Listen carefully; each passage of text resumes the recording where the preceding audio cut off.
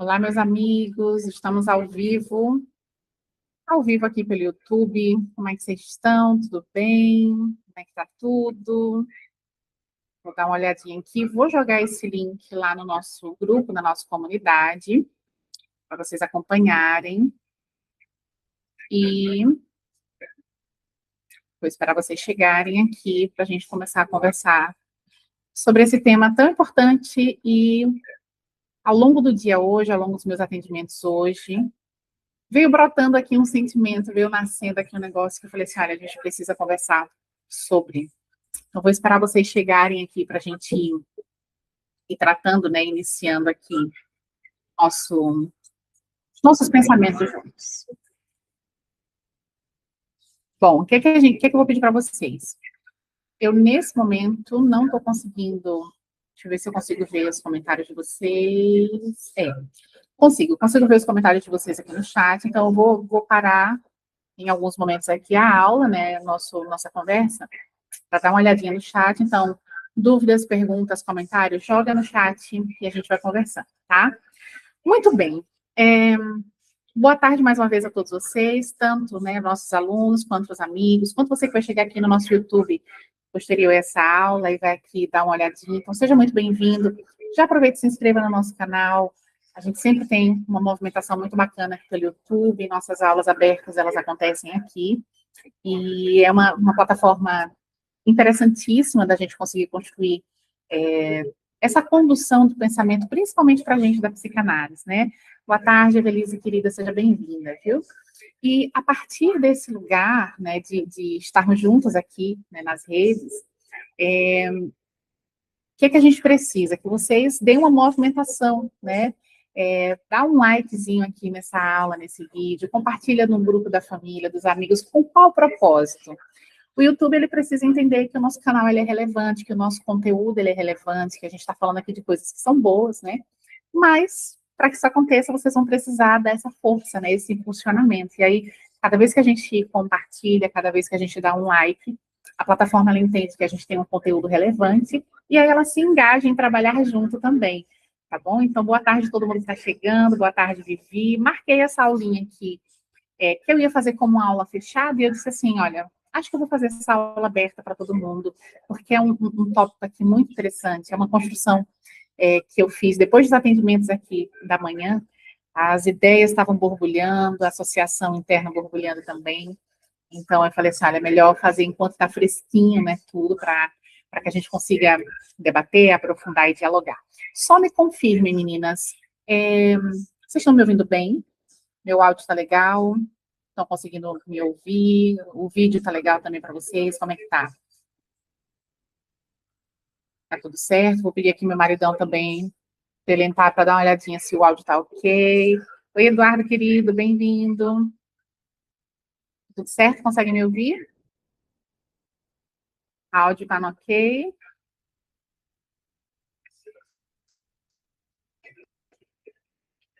Eu estou só aguardando aqui o ok desse áudio, se está certo. Certo? Consegue me ouvir, amor? Daí? Muito bem. Pronto, sim, perfeito, está tudo certo. Vamos lá, a gente sempre tem esse delayzinho, né, entre a minha fala e a resposta de vocês.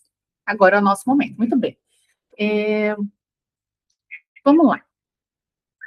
O que acontece? Hoje eu quero conversar com vocês sobre um ponto muito delicado e fundamental também na clínica psicanalítica, que é essa construção da posição analítica. Porque existe uma diferença aqui muito grande entre estudar psicanálise e conseguir sustentar uma escuta verdadeiramente analítica diante do sofrimento humano. E essa diferença ela vai aparecer justamente quando o analista ele deixa de ocupar ali o lugar daquele que quer corrigir, resolver, aconselhar e conduzir o paciente, ele começa ali a conseguir sustentar o movimento do inconsciente sem esmagar o inconsciente.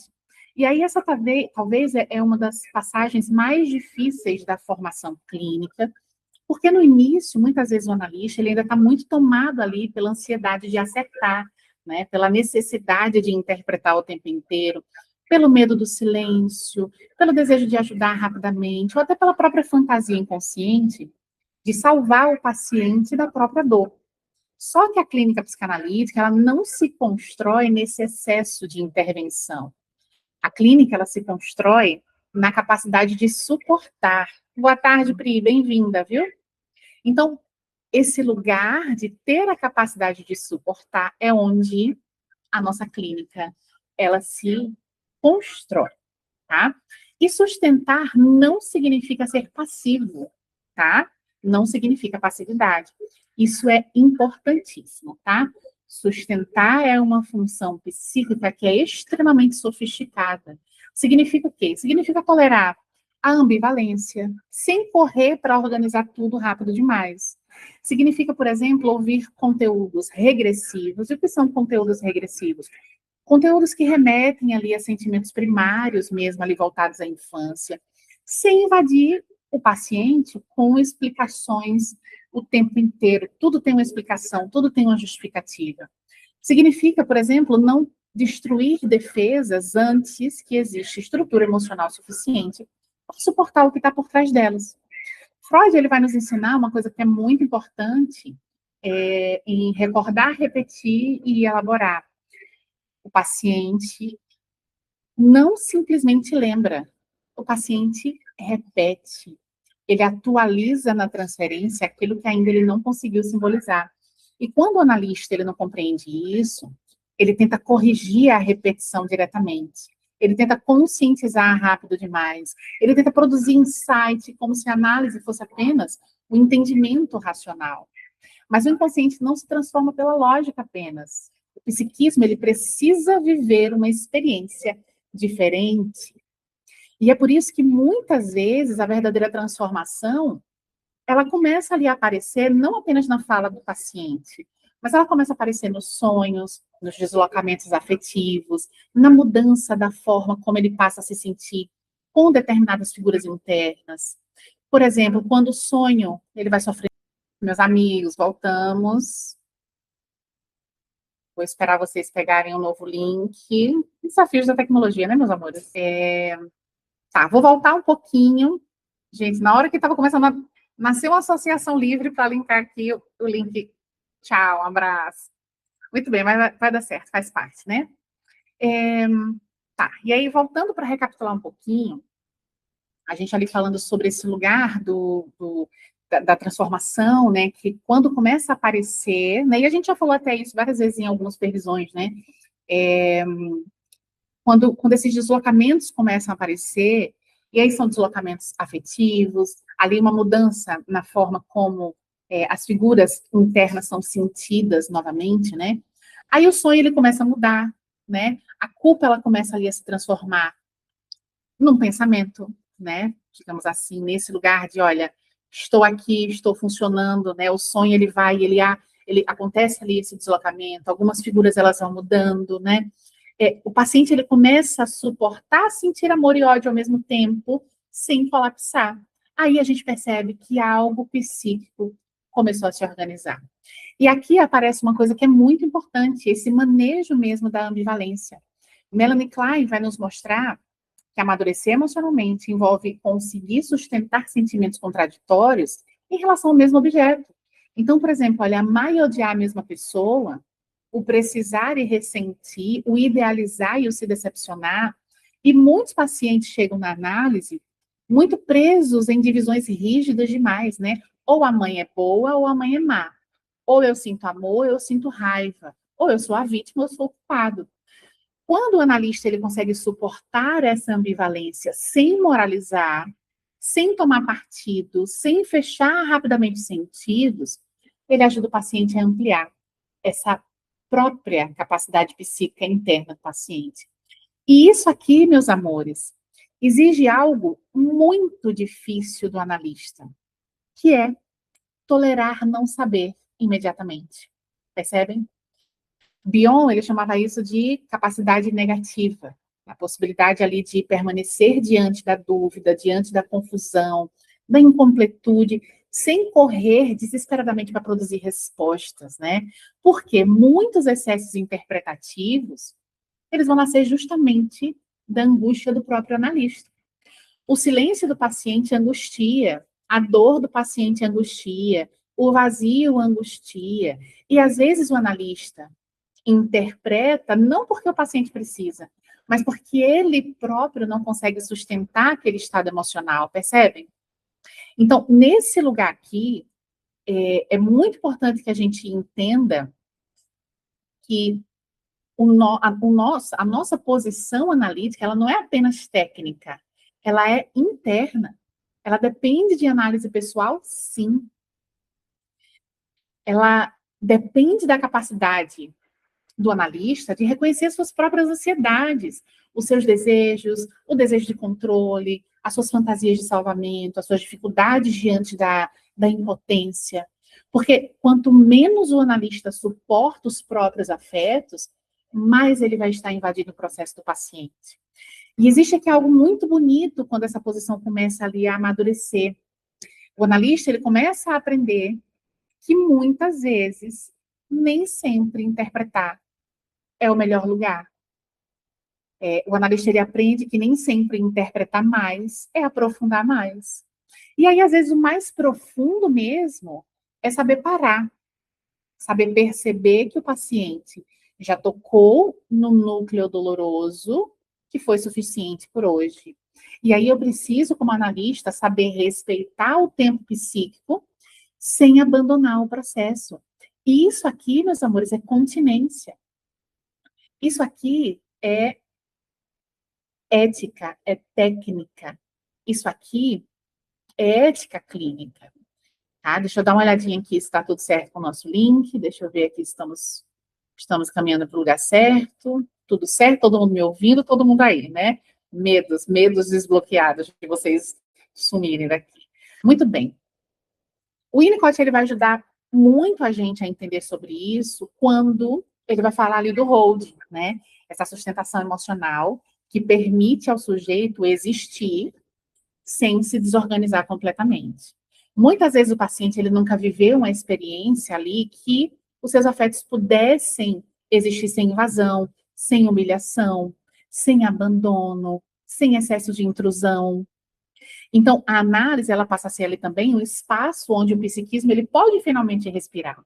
E percebam como isso muda completamente essa ideia simplista de que a análise, ela é apenas interpretação. Não, meus amores, a análise não é apenas interpretação. Análise é presença. Análise é escuta, é continência. Análise é sustentação de um inconsciente em movimento. É acompanhar o paciente enquanto ele lentamente consegue ali simbolizar aquilo que antes ele só conseguia repetir. Talvez um dos maiores sinais de amadurecimento clínico seja justamente quando o analista, ele deixa de querer produzir efeitos e ele começa a conseguir sustentar processos.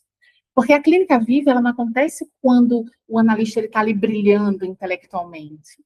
Ela acontece quando o paciente encontra espaço psíquico suficiente para começar a existir de um outro modo.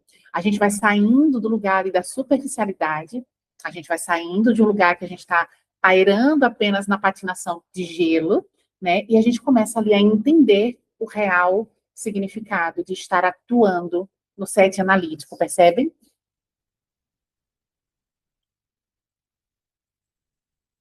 Muito bem.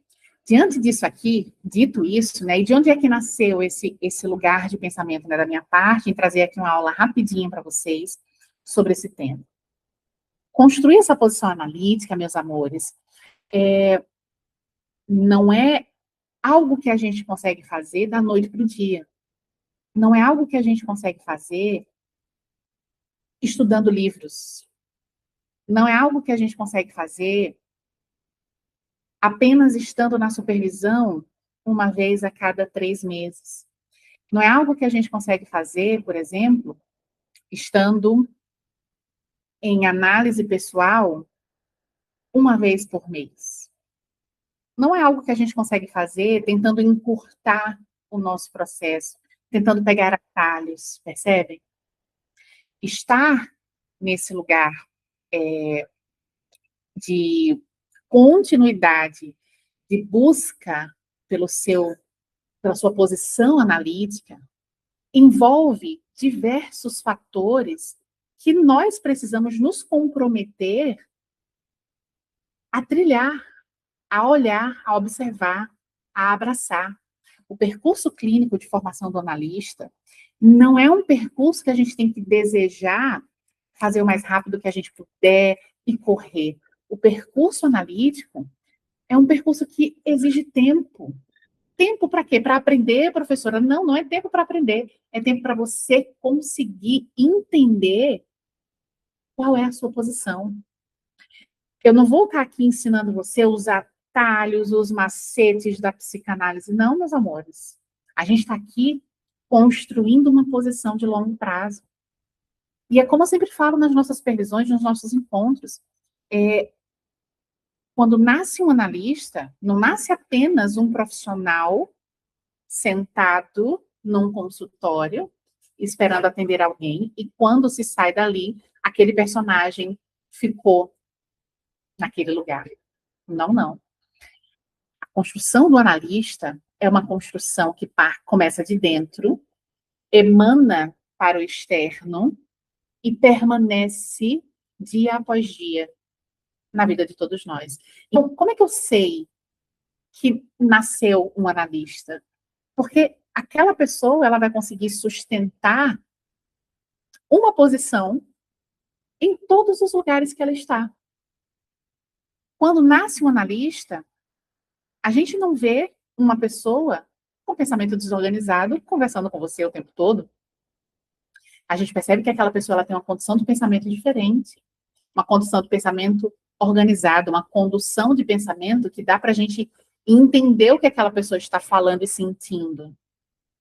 Quando nasce um analista de verdade, a gente consegue perceber, por exemplo, como ele se posiciona numa conversa, numa discussão, como é que ele se posiciona quando ele se sente injustiçado, quando ele tem uma urgência, quando ele quer uma coisa para ontem.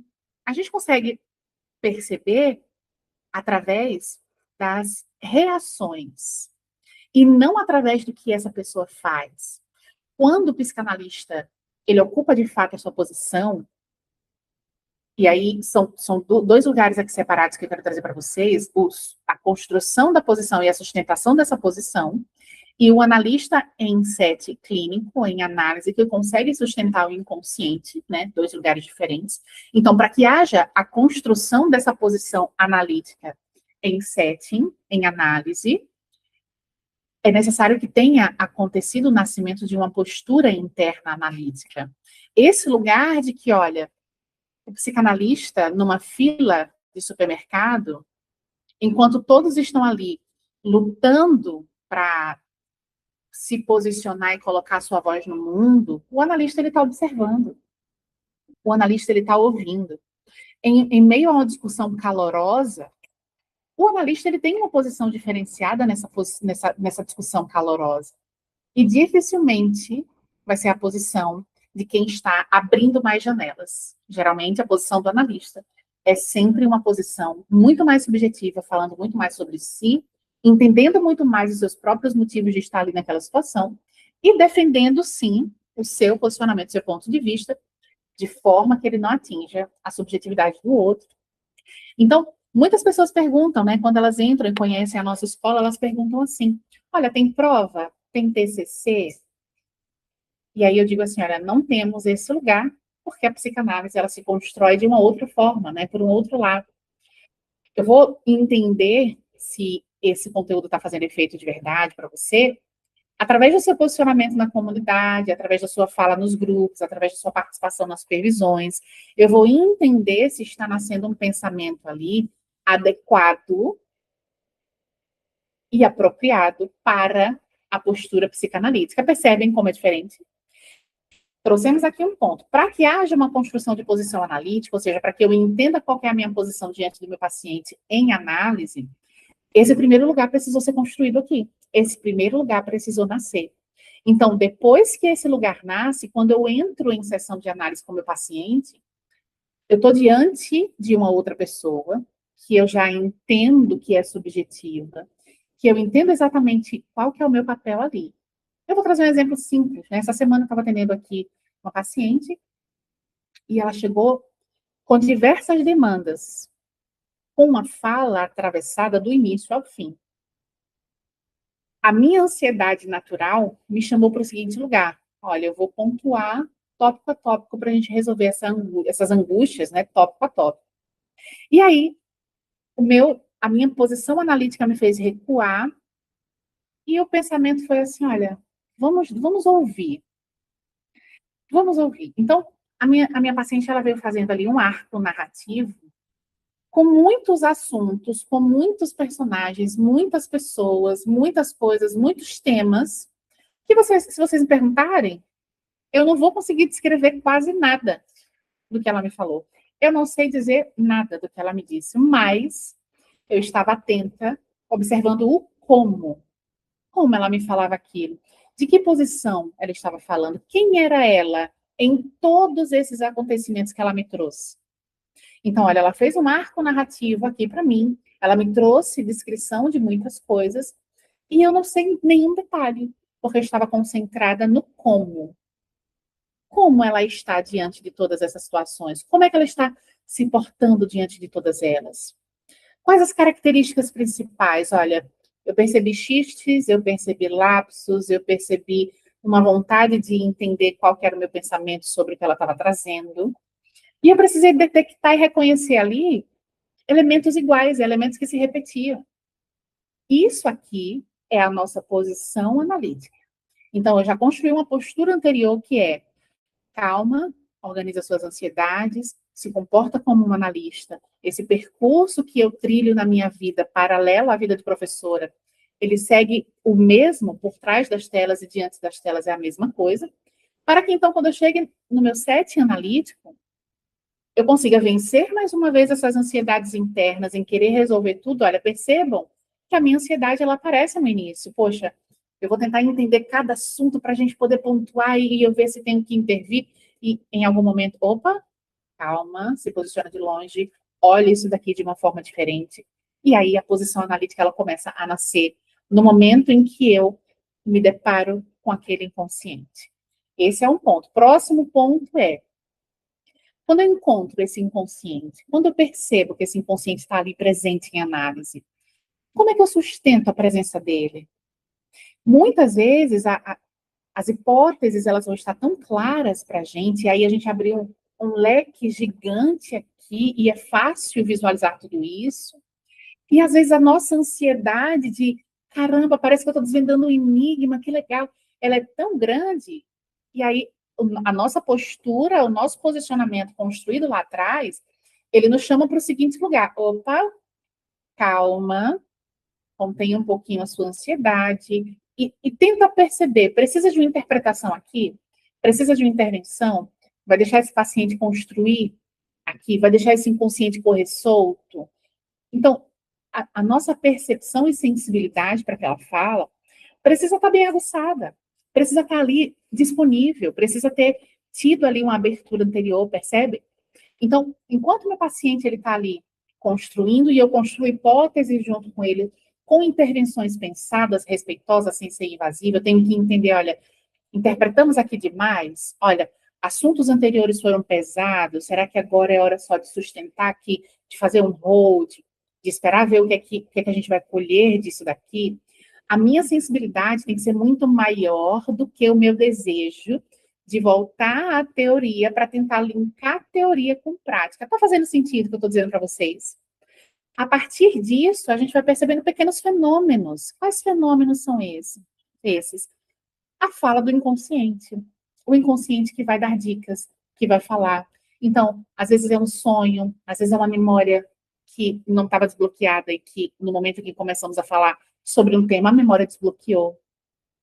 É uma associação livre, linkar um assunto com outro e a gente escuta de longe, parece que não tem sentido nenhum, mas quando a gente vai analisar o como, a posição do paciente, a forma como ele se posiciona diante de todos os assuntos, a gente percebe, caramba, é o mesmo assunto do início ao fim. Olha, é a mesma base do início ao fim.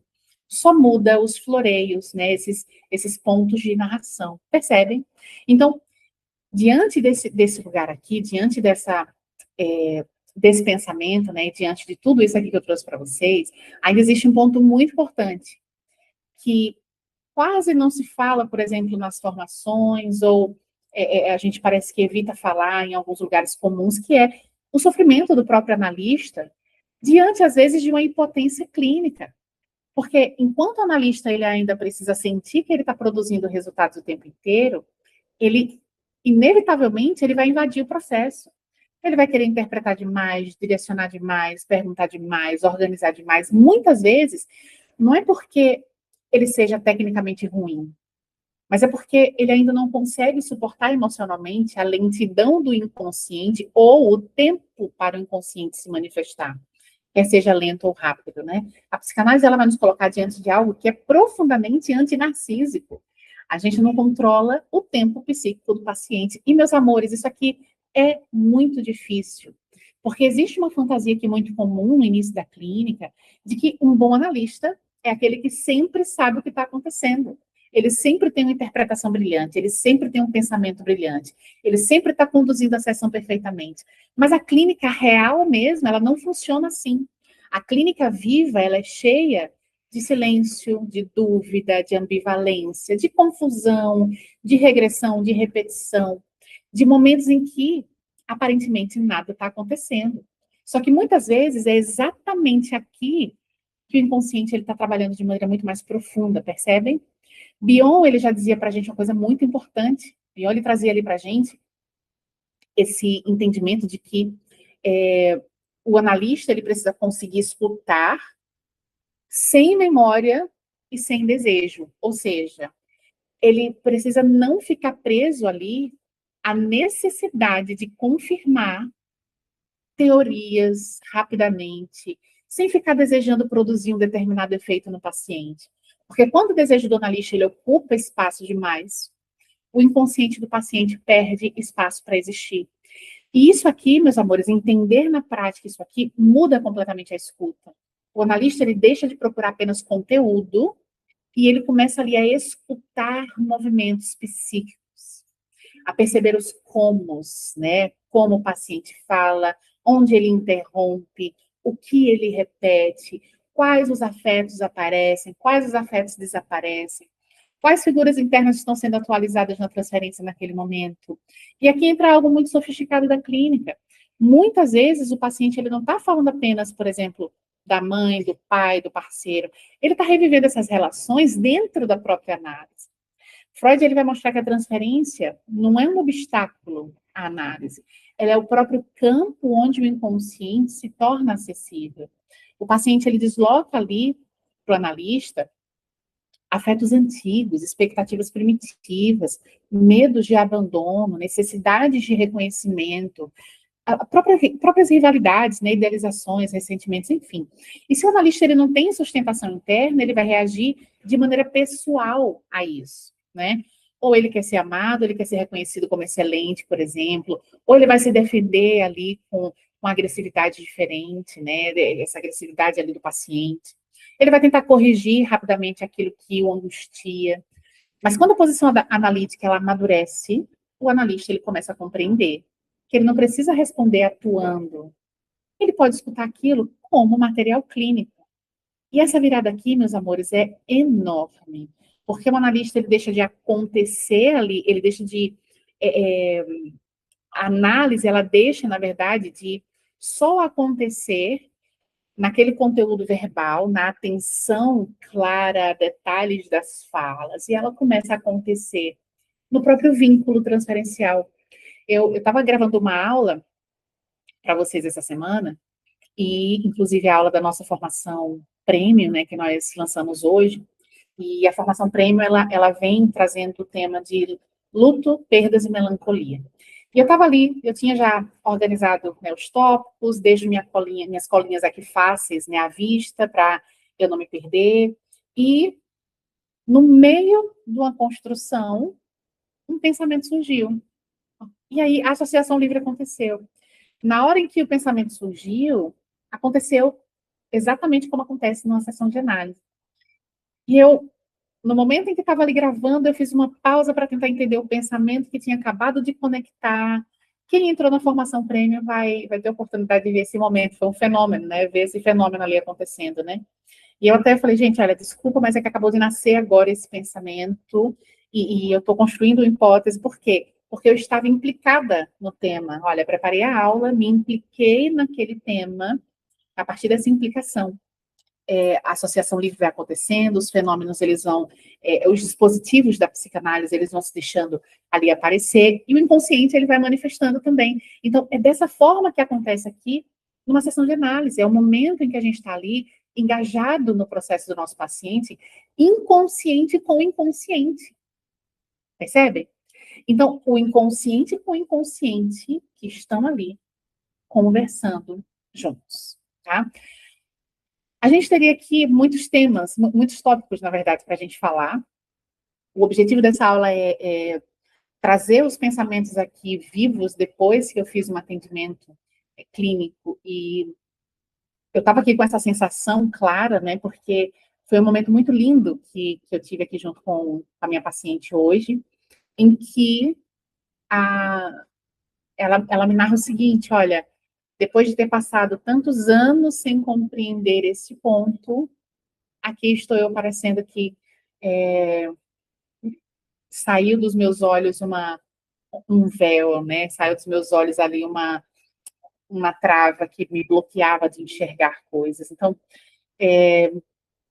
os inconscientes estavam borbulhando demais ali. Eu disse assim, olha, seria muito legal que eu aproveitasse esse momento em que eu estou ainda implicada para gravar uma aula, para a gente conversar sobre esses tópicos e pensar sobre tudo isso junto com vocês, é mostrar que a clínica psicanalítica, ela é viva.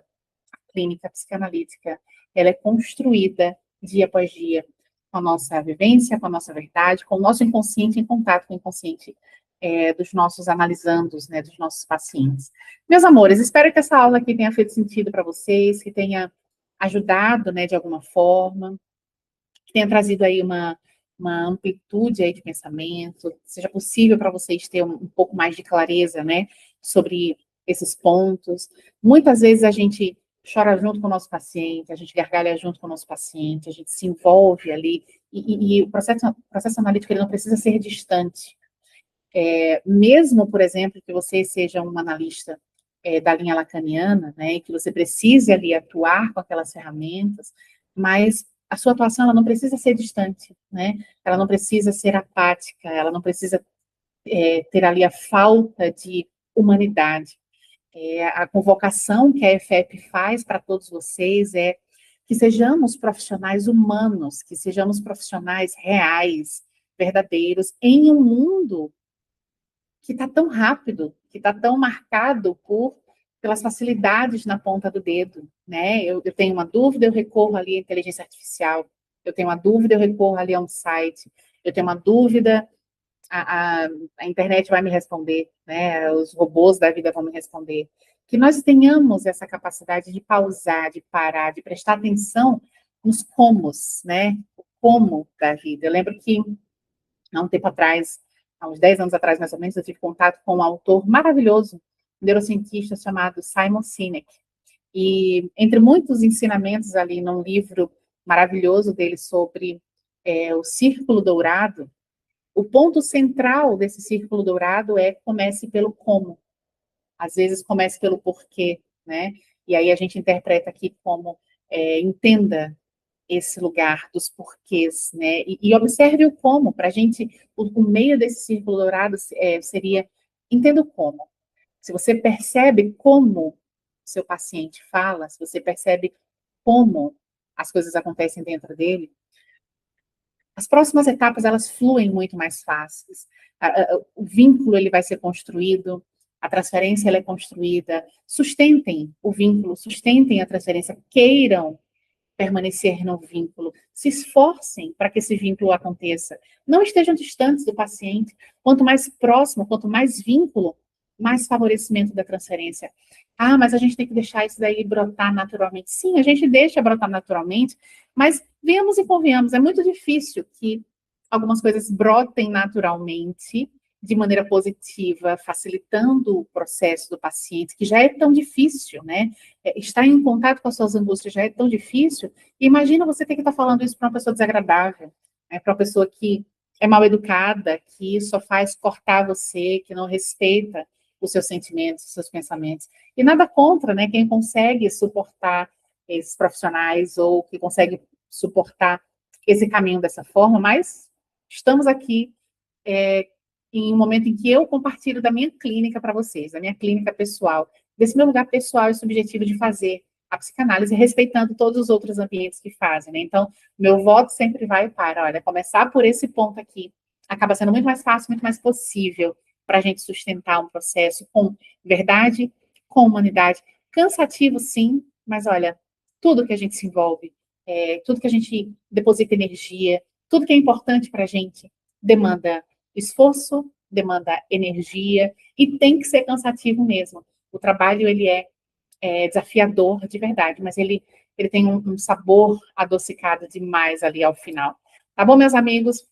Obrigada pela presença, obrigada por ter compartilhado aqui comigo desse tempo, né, do tempo de vocês. O que que a gente vai fazer? Como a primeira parte da aula caiu ali os primeiros minutos, né? Eu vou baixar, unir os dois lados ali da aula e subir aqui novamente para deixar disponível para vocês, tá? E aí eu vou pedir para vocês de novo para me ajudarem aqui no engajamento, porque quando a gente exclui as aulas, né, o engajamento ele exclui também. Então, assim que eu falar que eu repostei, estejam aqui junto comigo, compartilha no grupo da família, compartilha no grupo de estudos, joga aí para um amigo, dá um legalzinho, um joinha aqui, ajudem a gente a espalhar a mensagem, né, da psicanálise, não apenas da psicanálise em si, mas essa mensagem de que é possível fazer psicanálise sustentando um espaço respeitoso, tá bom? Beijo a vocês, obrigada mais uma vez pela confiança, ótimo dia, nos encontramos aí durante as nossas aulas. Tchau, gente!